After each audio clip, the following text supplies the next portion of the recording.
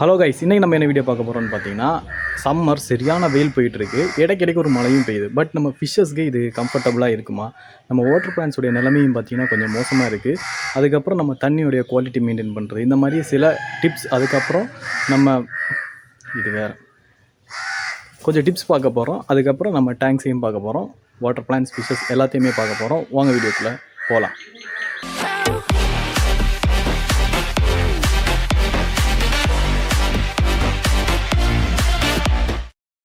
So guys, நம்ம மரங்கள்லேருந்து ஆரம்பிக்கலாம். பார்த்தீங்களா, இந்த வெயிலையும் நம்ம மரங்கள்லாம் நல்லா க்ரீனிஷாக இருக்குது. ஸோ டெய்லி 2 டைம்ஸ் தண்ணி ஊற்றுறனால கொஞ்சம் நல்லாவே க்ரீனிஷாக வளர்ந்துட்டுருக்கு. நம்ம வாட்டர் மெலான் பார்த்தீங்களா, அதுவும் நல்லா வளர்ந்துட்டுருக்கு. இந்த இடத்துல இது பத்தாது, நம்ம இதை மாற்றணும். அதை நான் இன்னொரு வீடியோவில் போடுறேன் கைஸ். அதுக்கப்புறம் நம்மளுடைய இது எல்லாமே நல்ல க்ரீனிஷாக இருக்குது. ஏன்னா டெய்லி நம்ம 2 டைம்ஸ் தண்ணி ஊற்றுறனால எல்லாமே செம்மையாக வளர்ந்துட்டுருக்கு. பக்கத்துலேயே பார்த்தீங்கன்னா நம்மளுடைய ஸ்னேக் ஹெட், அதாவது புள்ளை ஸ்னேக் ஹெட் இருக்கக்கூடிய டேங்க் இது. வாவ் அப்படின்னு சொல்கிற அளவுக்கு தான் இருக்குது. ஏன்னா டெய்லி க்ளீன் பண்ணாலும் இந்த இலைகள் விழுந்துக்கிட்டே இருக்கும், ஏன்னா மேலே மரங்கள் இருக்கனால. அதுக்கப்புறம் பார்த்திங்கன்னா இதில் இருக்க மீன்லாம் நமக்கு வெளியே தெரியாது. தண்ணி பார்த்திங்கன்னா லைட்டாக ஒரு ப்ரௌனிஷ் ஷேட் அடிச்சிருக்கு. தண்ணி க்ளீன் பண்ணி ஒரு 1 வீக் ஆயிருக்கும்னு நினைக்கிறேன், 1 இல்லைனா 2 வீக்ஸ் ஆயிருக்கும். அதுக்கு முன்னாடி ஃபுல்லாக ப்ரௌனிஷ் ஆகிடுச்சு. வெயில் காலங்களில் ஆல்கே ஃபார்ம் ஆகிறது வந்து சாதாரண விஷயம். பட் இந்த டேங்கை பொறுத்த வரைக்கும் பார்த்திங்கன்னா 2 வீக்ஸ் உள்ளாடி இவ்வளோ ஆல்கே ஃபார்ம் ஆகி ப்ரௌனிஷாக மாறிடுச்சு. மீனுக்கெல்லாம் பெரிய ஸ்ட்ரகிள்லாம் இருக்கிற மாதிரி இல்லை, எல்லாமே ரிவர் ஃபிஷ்ஷஸ் தான், அதனால் பிரச்சனை கிடையாது. ஆர்னமெண்டல் ஃபிஷ்ஷஸ்க்கு வேணால் கொஞ்சம் ஸ்ட்ரகிளை க்ரியேட் பண்ணணும்னு நான் நினைக்கிறேன், எனக்கு என்ன பொறுத்த வரைக்கும். மற்றபடி இந்த ரிவர் ஃபிஷ்ஷஸ்க்கு பிரச்சனை கிடையாது. ஆனாலும் இது இருக்கிற புள்ளை ஸ்னேக் ஹெட் பார்த்திங்கன்னா கொஞ்சம் சென்சிட்டிவான மீன் தான், சீக்கிரம் இறந்து போயிடும் ஏதாவது சின்ன சின்ன டேமேஜஸ் அடி ஏதாவது பட்டுச்சுன்னா. அதனால் நம்ம இதை கொஞ்சம் கேர்ஃபுல்லாக தான் பார்க்கணும். இப்போ தான் நம்ம ப்ரௌன் ஆல்கே பார்த்தோம். அதுக்கப்புறம் பார்த்திங்கன்னா க்ரீன் ஆல்கே. இது க்ரீன் ஆல்கே மட்டும் கிடையாது, மேலே ஒரு டஸ்ட்டு வந்து இந்த மண்ணை டஸ்ட்டு கைஸ், அடிக்கிற வெயிலுக்கு அந்த டஸ்ட் எல்லாமே ஃபுல்லாக மேலே விழுந்துருது. முக்கியமாக இதில் நான் காட்ட வேண்டிய விஷயம் பார்த்திங்கன்னா வாட்டர் பிளான்ஸ். கலரை பார்த்திங்களா, எல்லோயிஷ் கலரில் இருக்குது. இது நார்மலான ஒரு வாட்டர் பிளான்ட்டுடைய கலரே கிடையாது. க்ரீனிஷ் வாட்டர் பிளான்ட் எப்படி இருக்குன்னா, இதுதான் க்ரீன் கலர், இதுதான் ப்ராப்பரான வாட்டர் பிளான்ட்டுடைய கலர். ஸோ இதுக்கு டிஃப்ரென்ஸை பார்த்திங்களா. ஸோ இந்த டேங்கு நேரே மேலே பார்த்திங்கன்னா ஓப்பன் ஸ்பேஸ் தான். அதே இந்த டேங்க் பக்கம் வந்திங்கன்னா மரங்கள் இருக்குது. இதுதான் இதோடைய அட்வான்டேஜ். மரங்கள் இருக்குது, கொஞ்சம் நிழல் இருக்குது, வாட்டர் பிளான்ட் எந்த டேமேஜுமே ஆகலை. பியூராக எப்படி நம்ம நார்மல் டேஸில் இருக்குமோ அப்படியே இருக்குது. அப்படியே இங்கே வந்திங்கன்னா ஓப்பன் ஸ்பேஸு. அதுக்கப்புறம் பார்த்திங்கன்னா வாட்டர் பிளான்ட்டுடைய கலர்ஸ், அதுக்கப்புறம் வாட்டரில் க்ரீனிஷ் ஆல்கே.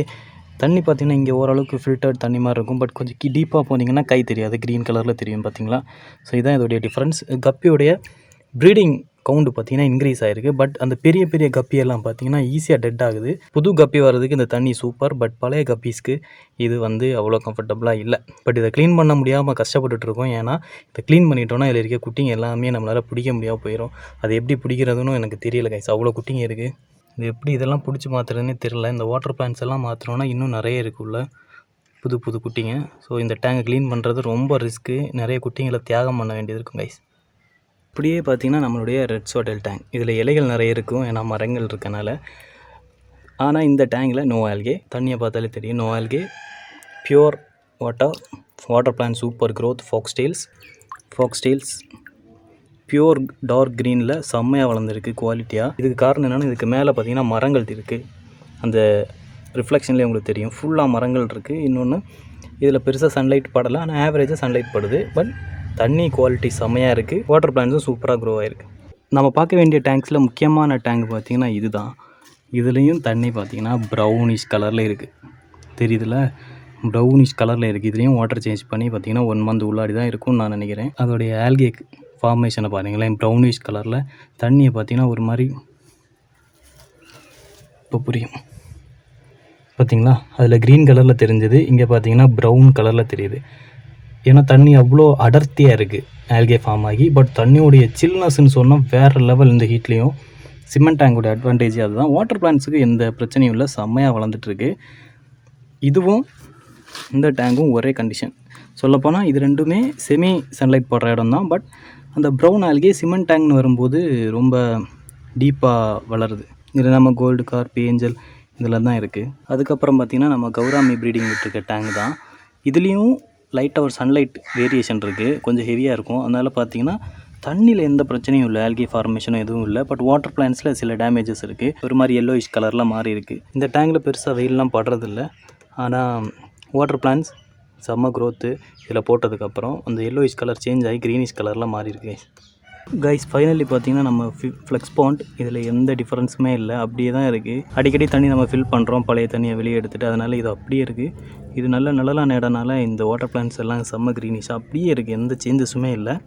சம்மரில் முக்கியமாக பார்த்தீங்கன்னா இந்த வாட்டர் பிளான்ட்ஸ் தான் பெரிய டேமேஜை உருவாக்குது. மீன்களுடைய டெத்து கூட இப்போ பெருசாக இல்லை. இந்த நல்ல கோல்டு டைமில் இருக்கிற டெத்து ஒன்றும் இப்போ கிடையாது. எனக்கு சொல்லப்போனால் நான் கடைசியாக மீன் டெட் ஆகிடுச்சின்னு வீடியோ போட்டு நிறைய நாள் ஆயிடுச்சு. ஏன்னா எந்த விதமான மீனுடைய டெத்துமே இந்த இந்த ரீசெண்ட் டைம்ஸில் நடக்கலை. எக்ஸப்ட் 1-2 கப்பி, ரொம்ப பெரிய கப்பி வந்து இறந்து போயிருந்து. மற்றபடி எதுவுமே டெத்தே இல்லை நம்ம டேங்க்ஸில்.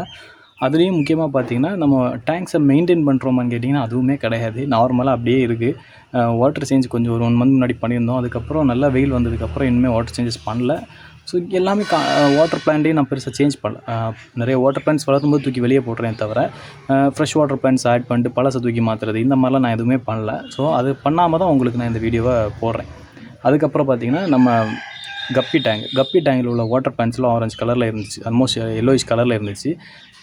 நல்ல நிழலில் இருக்க டேங்க்ஸில் இருக்க வாட்டர் பிளான்ட்ஸ் எல்லாம் பார்த்திங்கன்னா பியூர் க்ரீன் கலர்லேயே இருக்குது. வாட்டர் பிளான்ட்ஸோடைய கலர்லேயே இருக்குது. வெயில் அப்படிங்கிறது ஒரு பெரிய ஃபேக்டர். ஏன்னா தண்ணி ஹீட் ஆகுதோ இல்லையோ வாட்டர் பிளான்ட்ஸ் அந்த ஹீட்டை கண்டிப்பாகவே கன்சியூம் பண்ணுது. நீங்கள் பார்த்தீங்கனாலே தெரியும். இந்த ரெண்டுமே உங்களுக்கு ஒரு புரிதலை உருவாக்கி இருக்கும்னு நானும் நம்புகிறேன்.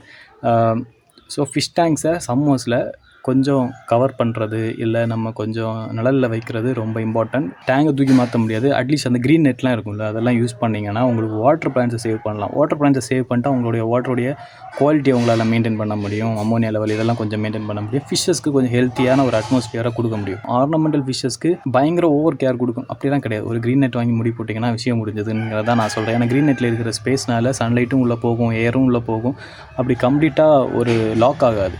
அதை விட்டுட்டு நம்ம இந்த மேலே ஷெட்டு போடுறது இந்த மாதிரிலாம் போட்டால் காசு செலவு பண்ண முடியுங்கிறவங்க கண்டிப்பாக அது பண்ண முடியும். மற்றபடி நார்மலாக உங்களுக்கு சும்மா ஒரு பேஷனுக்காக மீன் வளர்க்குறேன் அப்படிங்கிறவங்களுக்கு இந்த நெட்டே போதுமானதாக நான் நினைக்கிறேன்.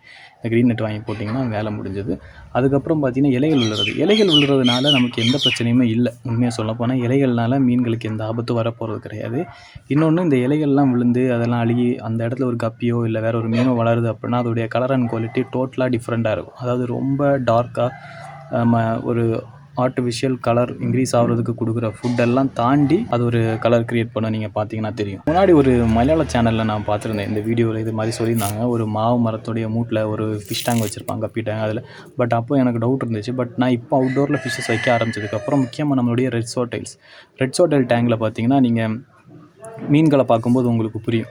ஏன்னா ரெட் சோட்டைல் டேங்க்ஸில் நான் இலைகள் விழுந்தாலும் எடுத்து மாற்றுறது அவ்வளோ ஈஸி கிடையாது. டக்குன்னு உள்ளே போயிடும். நிறைய ஃபாக்ஸ்டெயில்ஸ் இருக்குது. பட் நான் க்ளீன் பண்ணும்போது ஏகப்பட்ட இலைகள் எடுப்பேன். பட் அதில் அந்த ரெட் சோட்டைலுடைய கலர் அண்ட் குவாலிட்டி பார்த்திங்கன்னா டோட்டலாக செம்மையாக இருக்கும். நீங்கள் எப்படி சொல்கிறது, ஒரு மாதிரி ரேடியம் கலர் ரெட்டாக இருந்துச்சு. ஆனால் இதுக்கு முன்னாடி இலை விழாத இடத்துல நான் ரெட் சோட்டைல்ஸ் வளர்த்துருக்கேன். ஆனால் அது அவ்வளோ எஃபெக்டிவாக இல்லை.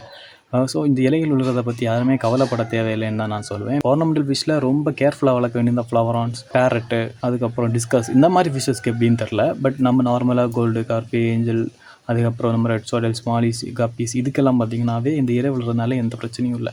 சம்மரில் இலை விழுற பிரச்சனை கண்டிப்பாக இருக்கும். அதுவும் மரங்கள்லாம் இருக்கிற இடத்துல மீன் வளர்க்குறவங்களுக்கு கண்டிப்பாக இருக்கும். ஸோ அதுக்காக தான் நான் இதை சொல்கிறேன். முக்கியமாக சம்மரும் சரி இல்லை மற்ற நாட்கள்லையும் சரி, இல்லை கோல்டான டைம்லையும் சரி, எந்த ஒரு டேங்க் பெஸ்ட்டுன்னு கேட்டிங்கன்னா ஃப்ளக்ஸ் பாண்டு பார்த்திங்கன்னா செம்ம பெஸ்ட்டு. அதுக்கப்புறம் சிமெண்ட் டேங்க் கூட ப்ரௌன் ஆல்கே ஃபார்ம் அதுவும் சரி, அதை விட்டுறலாம். அதுக்கப்புறம் பார்த்திங்கன்னா fridge box plus flux bond இது ரெண்டுமே சூப்பராக இருக்குது. எந்த கிளைமேட்டாக எந்த டெம்பரேச்சர் எதுவுமே இல்லை. பட் லீக்கேஜ் பிரச்சனை இருக்கும். நம்ம நார்மலாக ரொம்ப நாள் யூஸ் பண்ண முடியாது. பட் இது ரெண்டுமே செம்ம டேங்கு. என்னோடய சஜஷனாக இந்த 2 டேங்கையும் நீங்கள் யூஸ் பண்ணிங்கன்னா உங்களுக்கு ரொம்ப பெரிய அட்வான்டேஜ் இருக்குது. பெருசாக எந்த கிளைமேட் சேஞ்ச் இதெல்லாம் தாண்டி ஒரு நேச்சுரல் ஃபீலை க்ரியேட் பண்ணுறதுன்னு நான் நினைக்கிறேன். ஸோ எனக்கு தெரிஞ்ச சில டிப்ஸை நான் சொல்லியிருக்கேன். உங்களுக்கு தெரிஞ்சால் நீங்கள் கமெண்ட்ஸில் சொல்லுங்கள், நான் பின் பண்ணி விட்றேன். அது கண்டிப்பாக எல்லாருக்கும் யூஸ்ஃபுல்லாக இருக்கும். நீங்கள் வீடியோன்னு பார்த்தீங்கன்னா அவ்வளோதான். வீடியோ பிடிச்சி மறக்காமல் லைக் பண்ணி, ஷேர் பண்ணி, சப்ஸ்கிரைப் பண்ணி, அந்த பெல் பட்டனையும் கிளிக் பண்ணி